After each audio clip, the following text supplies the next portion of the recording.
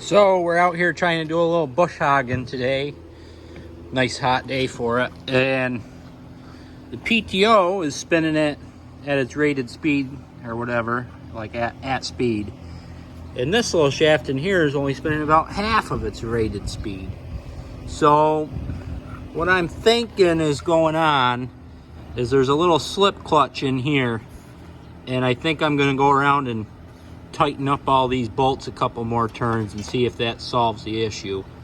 So you'll notice that my attire today is not the normal, because it is 90 some degrees here, and guess what? I just didn't want to be hot. So I've got on the shorts and the t-shirt look today.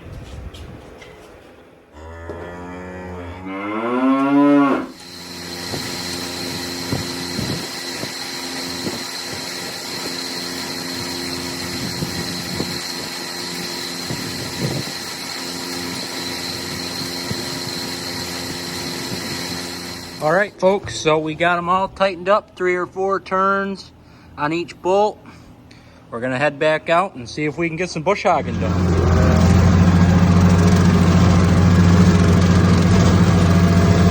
Cutting 1,000 times better now that we tighten that up. It's definitely worth doing that, because before it would spin it would be spinning, and then it would stop and go down, and it would start up again. So now it's doing pretty good.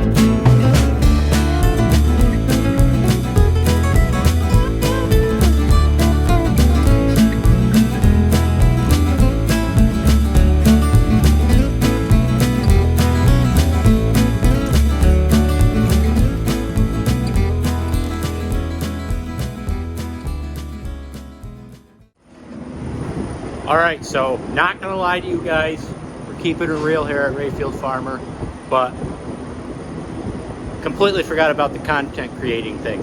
My bad, you know, third day on the job, what are you gonna do? So, we've been out bush hogging, and we got the bush hog up here at the end of the barn. Yeah, we had that sucker stuck in there. It was jammed right up in underneath, in between the blade and the actual bush hog. But I figured the simplest and easiest way was to come up here to the end of the barn and grab a skid steer. Then we threw a halter around it and tugged it out. So we're gonna get back to bush hogging. Hello everybody, we're back. We were just over here bush hogging by the dry cow barn. We got quite a bit done. We hit a little speed bump here. Yeah, you can see these trees are pretty good sized sumac trees, but tractor's taking them right down. It was anyway. We got a little bit too far over the bank. There's a little bit of like a streamish sort of thing that runs through here. It's always muddy. But just called Grandpa on the radio. He's on the way with a chain, and we're gonna get the army truck and give this tractor a tug up out of here. We'll be back with you in a couple minutes. Let's get the beast started.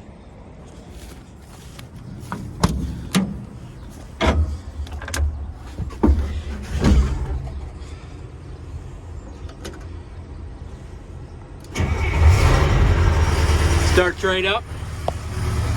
This thing could sit for a week and you won't lose air pressure. Crazy. All right, here we go.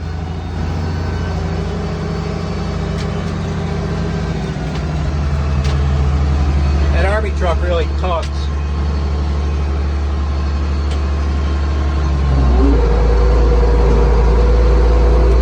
We're back up on the semi-level, and there she goes. What a beast that truck is. Look at that sky.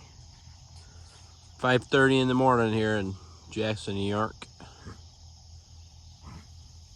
Heading to the barn. Dad's heading to the farm show. I gotta go take over for him.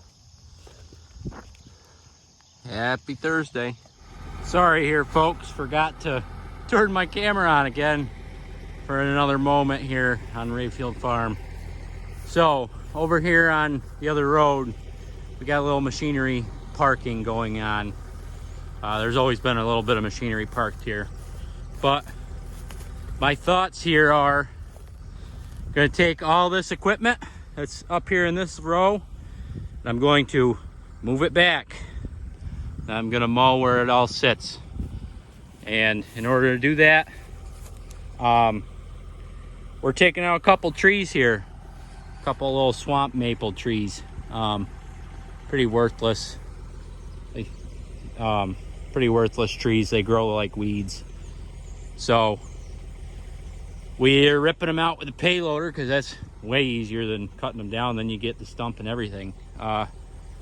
And then we gonna have to move these cultipackers and the rake and the that John Deere wagon there. And of course, my fertilizer trailer / manure pit water hauler. I'm sure we'll be seeing that again. And then possibly all the fence posts and the mold boards and whatnot.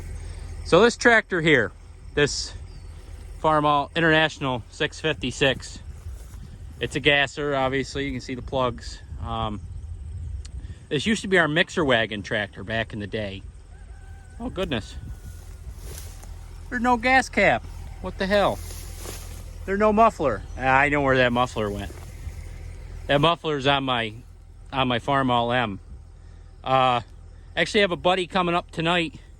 We're gonna kind of take a look at this thing. I think we're gonna hook onto it with the M, and we're gonna tug it and see if the motor's locked up. We're gonna take the plugs out, see if the motor's locked up to begin with.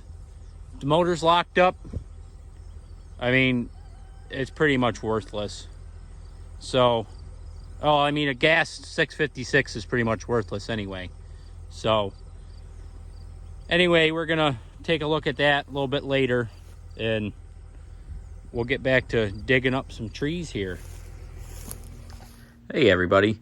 So as we're watching this clip of me meandering around and ripping a couple of trees out, I just wanted to tell you about the kind of the setup I have here. I'm filming all of this on my iPhone. I think it's a 12 mini. Nice little phone, but so storage and everything is a problem, but I figure I'll try this whole YouTube thing out for a while on my phone, and then I'll maybe switch over to something better in the future. But the end of this recording got cut off. I finished moving these trees around because my phone overheated because it is brutally hot. So thanks for watching and stick around.